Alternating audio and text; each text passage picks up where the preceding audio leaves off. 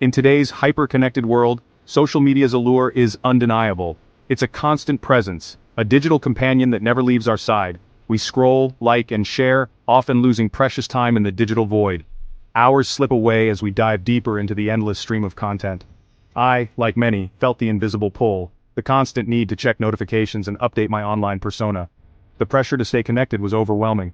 The decision to embark on a month-long social media detox wasn't easy. It felt like stepping into the unknown, leaving behind a world I was so accustomed to. It was a chance to reclaim my time and attention, to rediscover the simple joys of life that often go unnoticed when we're glued to our screens.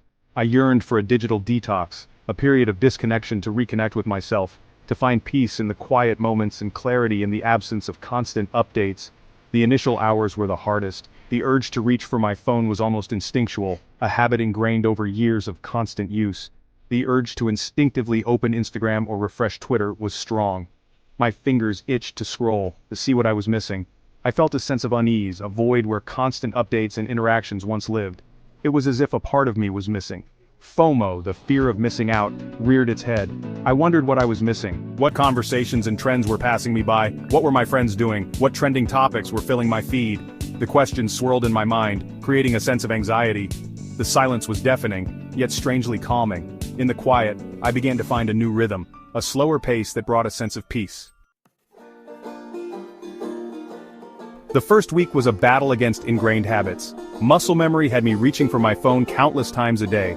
I felt a sense of restlessness, a need for the quick dopamine hit of likes and comments. Boredom, a feeling I rarely acknowledged before, became a constant companion. I filled the void with mindless activities, realizing how accustomed I had become to constant digital stimulation. Yet, amidst the struggle, I noticed subtle shifts. My sleep improved. I found myself reading more, engaging in hobbies I had neglected.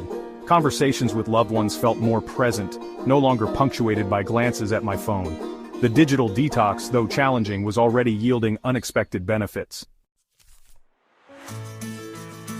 As the second and third weeks unfolded, something remarkable happened. I began to reclaim my focus. The constant stream of notifications and updates had ceased, replaced by a newfound clarity.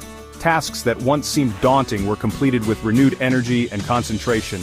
My productivity soared as I embraced the power of sustained attention.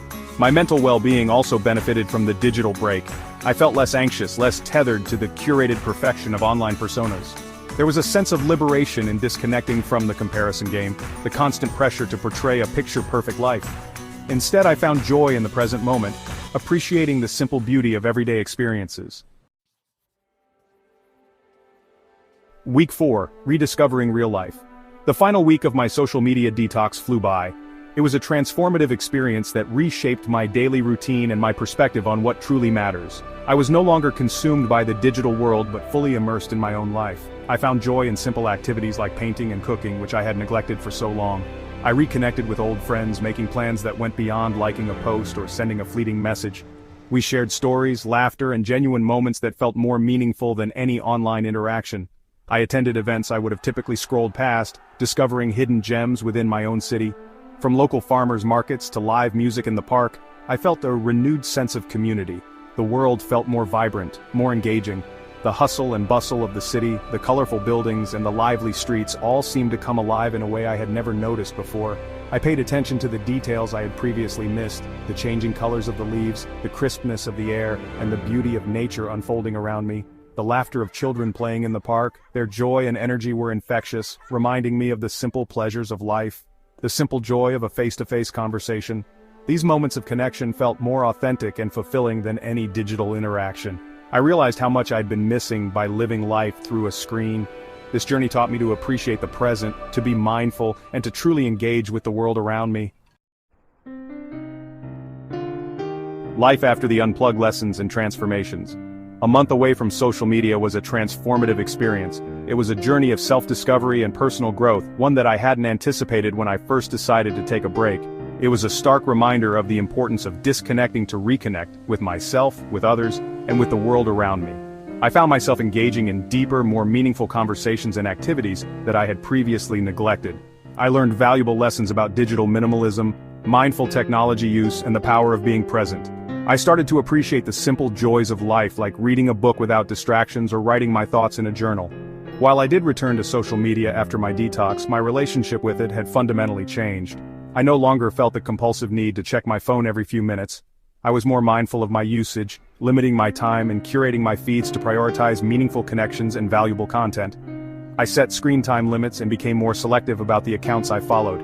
I realized that social media could be a tool for good, a way to stay connected and informed, but it was essential to use it consciously and intentionally. I began to see it as a means to enhance my life, not dominate it. The experience taught me that true fulfillment comes not from likes and shares, but from genuine connections, meaningful pursuits, and a deep appreciation for the present moment. I found joy in activities that didn't require a screen, like spending time with friends, painting, or simply enjoying a beautiful sunset.